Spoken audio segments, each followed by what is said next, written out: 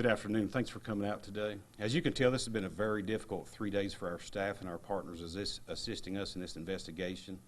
The Tennessee Bureau of Investigation and the Federal Bureau of Investigation have been really working hard the last 3 days, 80-plus hours. Finding Evelyn is our main concern and our top priority at this time. This case is unlike anything I've ever been involved in. We've had a child that's not been seen by the parents or certain family members in almost 2 months and was just reported this week. Evelyn was last seen in December. As you all know, these cases are already time sensitive, and we urge anyone with any information to come forward. I know there are a lot of questions and rumors floating around. Believe me, we have a lot of questions that are still unanswered as well.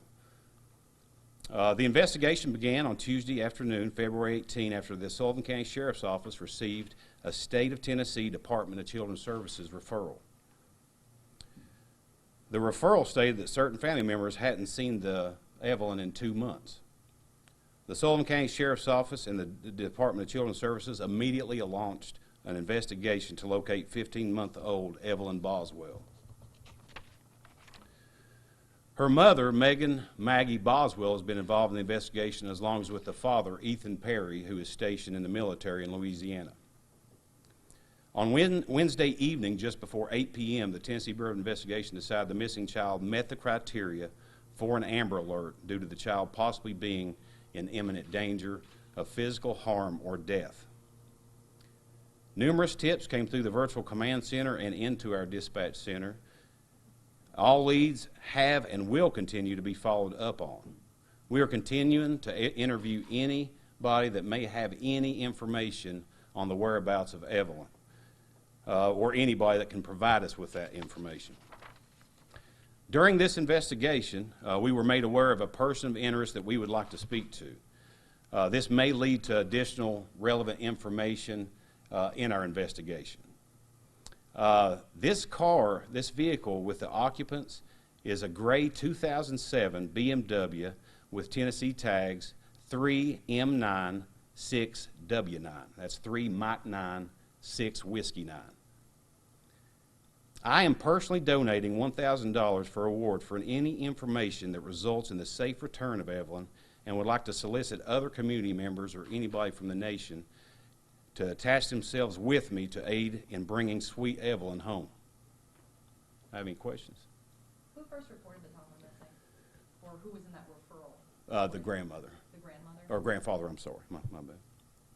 Now, normally the first hours in these kind of cases are the most important. Are there any worries since it's been 2 months? That's our main worry.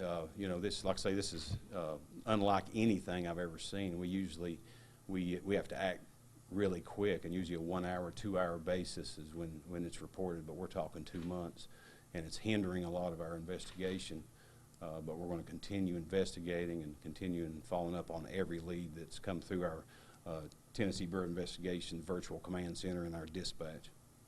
Why is your interest peaked around this BMW? How did this come about? I can't release any information on that at that time because some of the information we're getting is conflicting, it's inaccurate. But we do have a vehicle description that we think maybe the occupants of that vehicle are just wanted just a question, and that's, we just need to talk to these people just so we can move on to different leads. And you have released a tag number, which leads me to believe that you guys do know who the car is registered to. Do you have the name of the person that you believe is involved that you've released? I can't release that at this time. Is it believed that the child is in danger with this person? No, we just think that they have some additional information that could lead us to the contact or resulting in finding this child. When was the last time the parents saw the child? You say that certain family members saw her last in December. When was the last time her mother and or her father saw her? I'm not going to go with what the mother stated because, like I say, some of the conflicting stories are inaccurate, but a babysitter, and this is the day I'm going on, last saw the child December 10th and 11th. There's a lot of rumors regarding the mother. I mean, is she a suspect in this case, or is she cooperating with you? We're not disregarding anybody as a suspect at this time. Has the father said anything? I know on Facebook he had some comments voicing his concern. Has he been cooperating with you as well? Yes, ma'am. Why was the mother in court this morning? I'm not sure. I'm not sure why she was in court. That would be a question for the juvenile court system. And Who has custody of Evelyn? Did the mother have full custody of her? or was Yeah, it split? they had a baby out of wedlock in the state of Tennessee. The mother has full custody, so the mother would have full custody of the child. With reporting a child missing after the child's been gone for 2 months, I mean, even though she said she's cooperating with the investigation, could she be looking at any additional child endangerment charges or stuff related to that? That'll be something we'll have to discuss with our district attorney general and our district attorney's office. At this time, you know, she is cooperating, but like I say, some of the information she's given us hadn't been really accurate. And obviously, in these kind of situations, you hope that you find the child alive. Do you think that we are looking for a child who is alive? I think so, personally, and that's our main concern, is to find Evelyn. Can you go into detail as to why you believe that the mom's comments are not trustworthy, and that there's conflicting information coming from her? Yeah, during our interviews, you know, her stories aren't leading up to stuff that we went out and checked on, video surveillance, eyewitness testimony. So a lot of her information hadn't been accurate. And as far as her story, I mean, what is she saying? You obviously, as law enforcement, look at someone who comes in and reports a child missing for 2 months. What is that story? Yeah, I won't release that at this time as well, simply because it's went so many different directions and led us to so many different directions, and I don't want to confuse the public. Right now, you know, our main focus is getting Evelyn back, and the only information that I believe that could help us in maybe getting some more information is finding this gray BMW.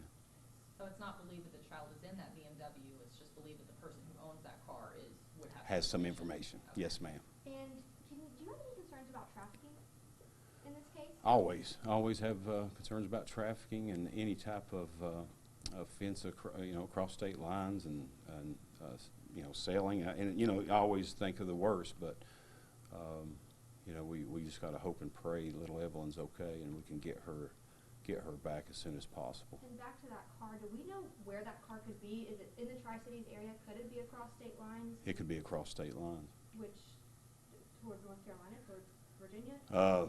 Pretty much anywhere.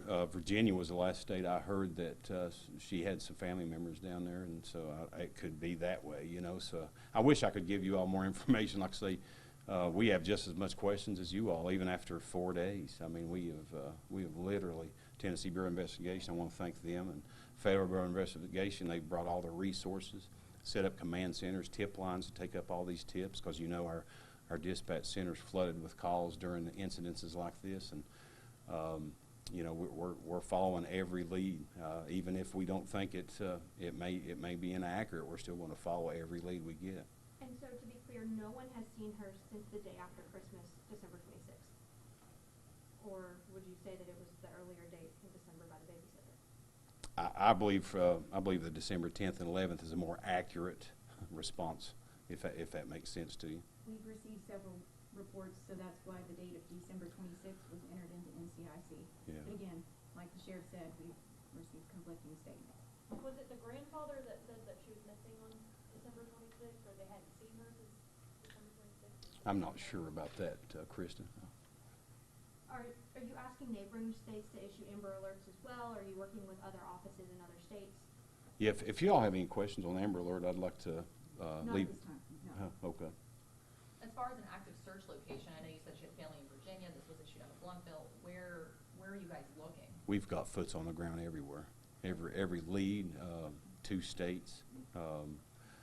We've went to DeKalb County because we had a tip up there. I mean, it doesn't matter where the leads are or if they've seen Evelyn. We're going to go to it. We're going to follow up on it. Can you touch on the type of resources you guys are using in this case? I mean, just on the ground patrol?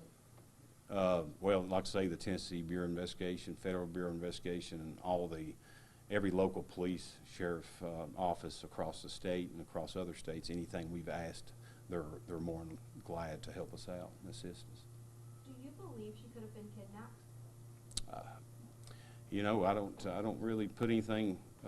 I really don't disregard anything that could happen to her. I just you know, hope and pray she's okay, she's alive, and we can get back with her as soon as possible. And what would you say to the person that has her right now? Please bring her back. I mean, you know, that's all we care about is Evelyn and her safe return.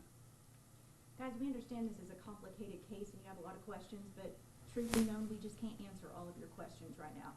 There's a lot of information that we can't release to the public because it would hurt the investigation.